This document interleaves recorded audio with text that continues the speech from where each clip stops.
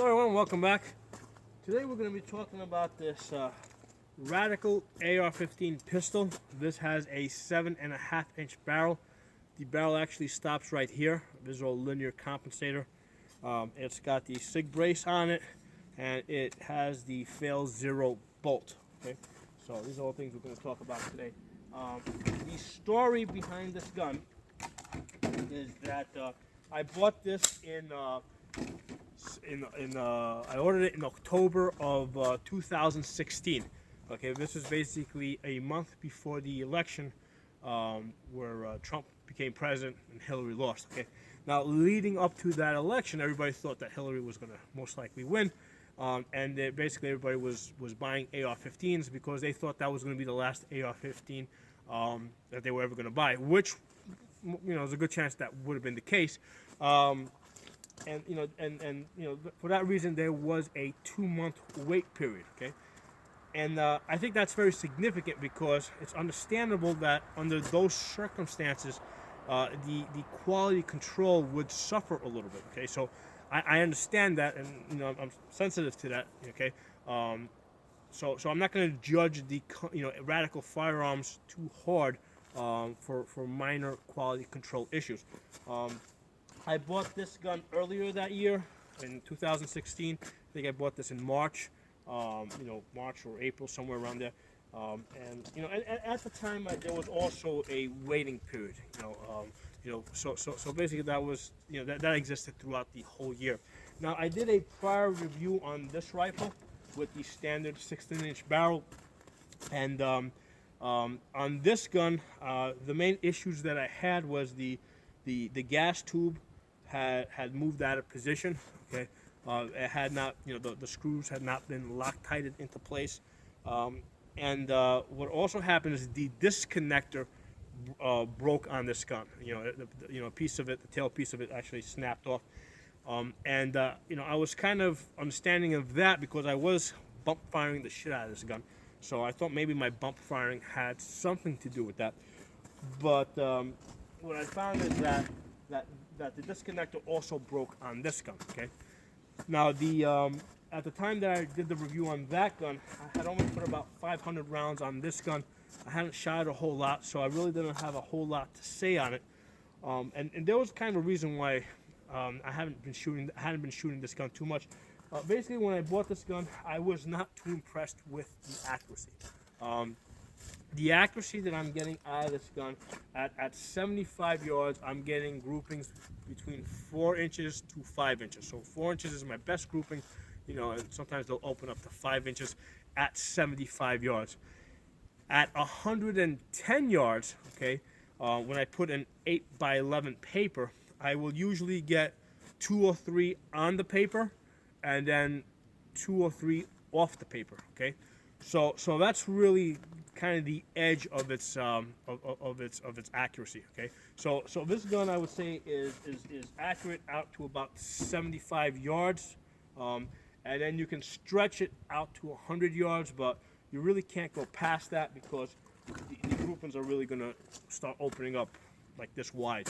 I would guess, and I don't know, I'm just guessing, if you took it out to 150 yards or 200 yards, your groupings would just open up too wide, and that's just based on the difference that I see between 75 yards and 110 yards. Okay, so I'm just going to call this a 75-yard gun, and I don't think that's a problem with Radical. I mean, I think that's just what the capability of the 7.5 inch barrel, with the 5.56 caliber. Okay. And I have been shooting the green tips. So all the testing that I did basically with green tips on this. Although I did try some other calibers, I did try some, 55 grains, and they're all pretty much giving me more or less the same results. Okay, so 7.5 inch is a 75-yard gun, and you can sort of stretch it out to 100. Now let's talk about some of the issues I had with this gun. A couple of months, I think about a month ago, let's say 4 weeks ago, I started testing, doing some more drills with this gun, and what I found is that I was shooting the gun would fire, I would release the trigger, and the gun would fire again. So the gun was firing when I released the trigger. the same way a binary trigger fires. Okay, now that would be cool if it was doing it consistently, and I knew it was going to do it. You know, I would say this is great. You know, I got a binary trigger out of this gun, but the problem is it was inconsistent. You know, I never knew when it was going to do that and when it was not. Okay, so that's not good for me. I did have a disconnector, you know, in storage. I said, you know, let me just swap that in and see how that goes. You know, I put that in while I was testing the gun. I noticed another problem. I noticed that the bolt wasn't closing. I took the bolt out, took a closer look at it, and what I found is that the ejector pin had walked out. So there's, you know, on the bolt there's the ejector, and there's the pin that holds the ejector in place. And what I found is that it had walked out a little bit and kind of bent. You know, I tried putting it back in, it wouldn't go in all the way. I tried pulling it out, couldn't pull it out. At that point, I said, you know what, let me contact Radical Firearms, because Radical Firearms does have a lifetime warranty. You know, they say it right on their website. I said, let me call them up, and, you know, actually I emailed them. Let me see what they can do for me. So I explained my two problems with the gun, and they said, you know what, just send us the gun back. We're going to give you a prepaid label so the shipping doesn't cost you anything, and you know, we're going to ship it right back to your house. You don't have to go through an FFL or anything, and we'll take the gun in and we'll check it out and test it and everything. I said, great, you know. So I did that. That was 4 weeks ago. It took them about 3 weeks to get the gun back to me, you know, and basically not only did they get it back to me, but they sent me this free magazine. They sent me a free 30-round magazine. The magazine is not labeled as far as who made it, but I can tell that, you know, it looks just like my Elanders. Okay, you know, same follower, same magazine construction, same coating. So this looks like an Elander that's not marked, so for whatever reason. So I don't know, but that's what they sent me, and I'm very happy about that. You know, basically getting the gun fixed didn't cost me anything, and I got a free magazine out of it. So they were good to their word. They honored their warranty, and I really didn't have to push them that hard. Okay, so those are the issues that I had with Radical, and they fixed it for me. And like I said, I really can't judge them too hard, because I understand at the time that I bought it, there was, you know, they were back ordered, and there was a lot of pressure to get these guns out, you know, as quickly as possible, you know, before the election deadline, basically. I was kind of surprised with the fail zero bolt that failed. You know, I have, you know, like that gun, this gun right here has at least 2,000-3,000 rounds on it, and it's got the cheapo bolt in it, you know, the standard bolt. That never gave me a problem. I have a Smith & Wesson MP15 that gun's got like 10,000 plus rounds on it, you know, on that AR. And that bolt never gave me any problems. It's kind of funny that the most expensive bolt that I have is the one that failed out of all the bolts that I have on all my ARs. The other interesting thing is that, you know, prior to sending the gun back to Radical, I never had any problems with jams. What happened is when I sent this gun in, I saw that they cleaned it, and you know, I was getting occasional jams. You know, failures to feed, that kind of stuff. And then I noticed that the bolt was like dry. You know, they cleaned it, they left it dry. And when I oiled it up, I have not had any problems since then. Okay. Now the interesting thing about that is that AR bolts are meant to be run dry. You know, even though most of us will oil them up a little bit. You know, they're designed by Stoner was for them to run dry.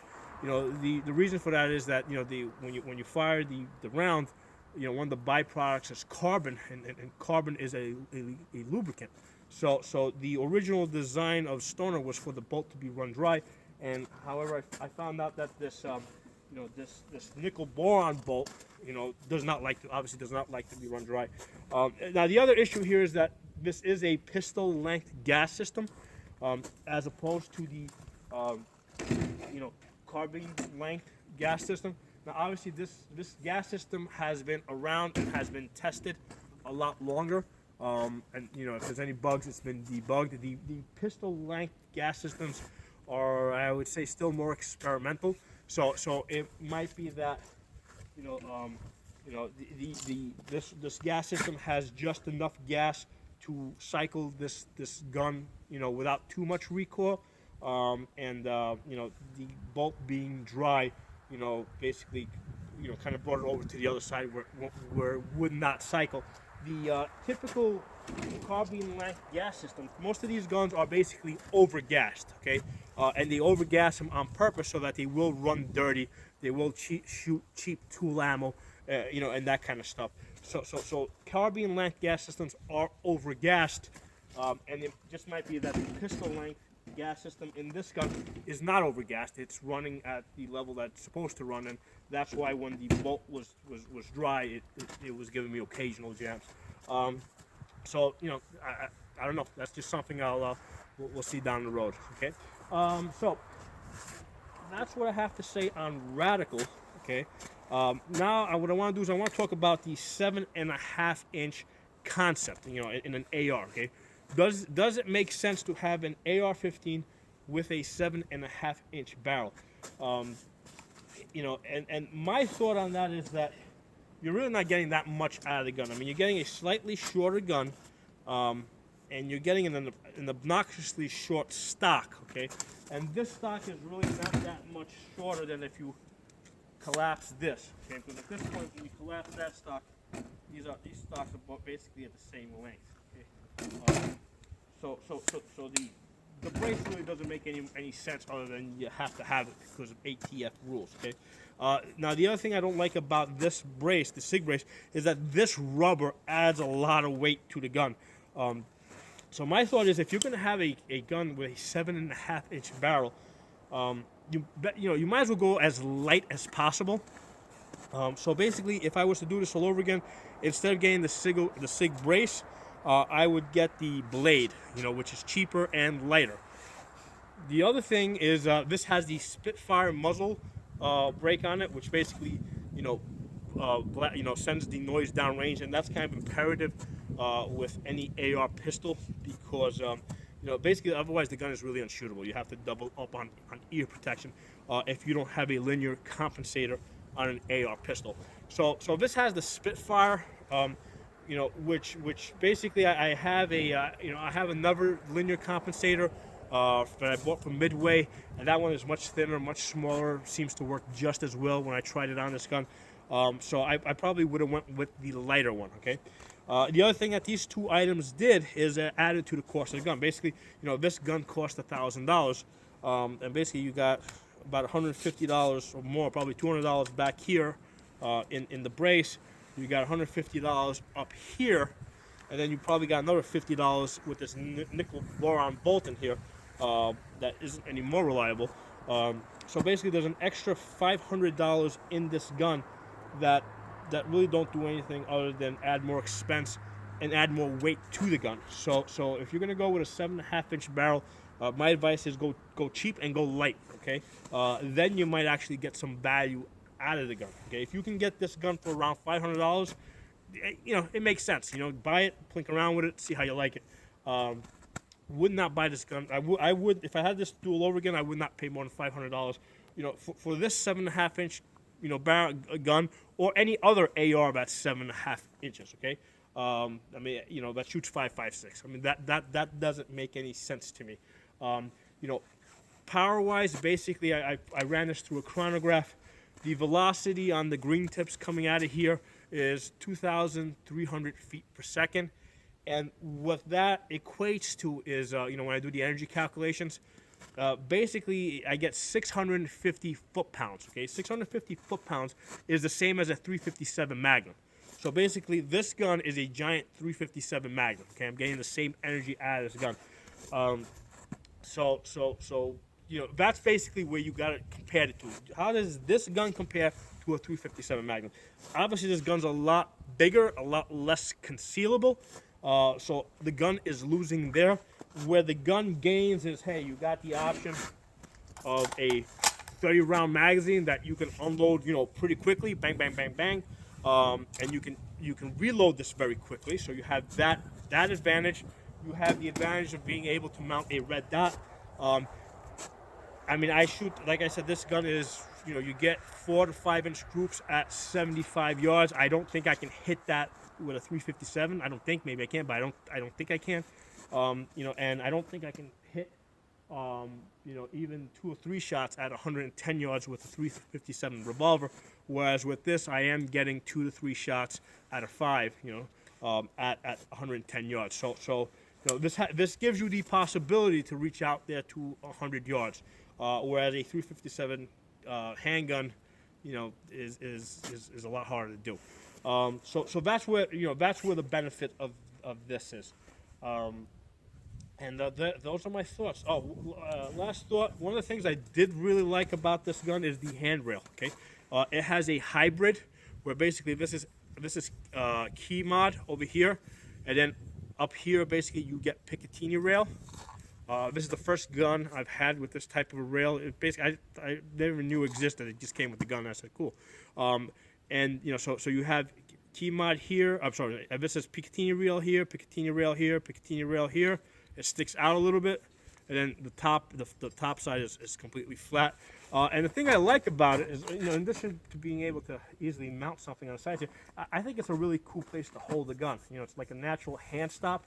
A lot of people will use like a vertical grip or an angle grip for a hand stop or an anchoring point for your hand. I don't. I find that it just adds more weight to the front of the gun, and I find that if you use the angle grip, it just makes the gun really fat, and I don't like that.